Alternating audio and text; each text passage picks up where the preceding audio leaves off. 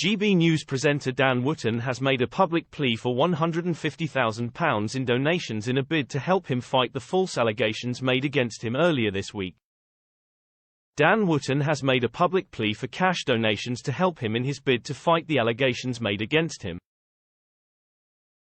GB News presenter Dan, 40, earlier this week vehemently denies claims made by publication, Byline Times, alleging Wootton hid behind fake online identities to trick and bribe scores of men into revealing compromising sexual material.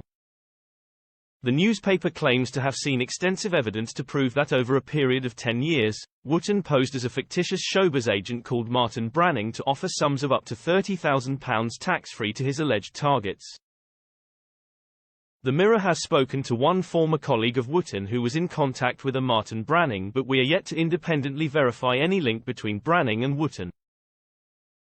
The Mirror presented the allegations made by the Byline Times to GB News on Monday, who replied on Wednesday. Dan commented on this extensively in his program last night and we won't be elaborating. Journalist Dan later denied the allegations in his GB News show earlier this week. Speaking to GB News viewers on Tuesday night, Wootton said within his opening monologue, "I, like all fallible humans, have made errors of judgment in the past, but the criminal allegations being made against me are simply untrue. I would like nothing more than to address these spurious allegations. I could spend the next 2 hours doing so, but, on the advice of my lawyers, I cannot comment further." Now, former Lorraine host Dan has made a public plea for cash to help fund his legal fight against the recent allegations. He posted a link to his donation page on Twitter, which had been titled "Stop Dan Wootton Being Cancelled by Far-Left Online Smears." Dan then wrote in a tweet above, "A hard-left blog is on a deranged campaign of harassment designed to destroy me financially, mentally and professionally, but, with your help, they will not succeed. Please support my legal case against Byline Times so I can keep fighting for you."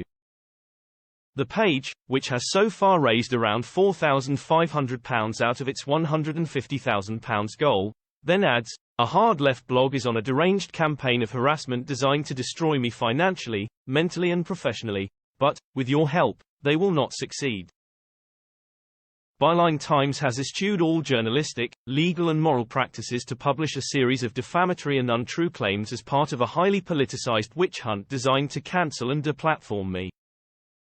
Byline have already come for the likes of the Free Speech Union, the Legitim Institute, GB News and Douglas Murray, who received substantial damages for their lies. Now they and others want to silence me.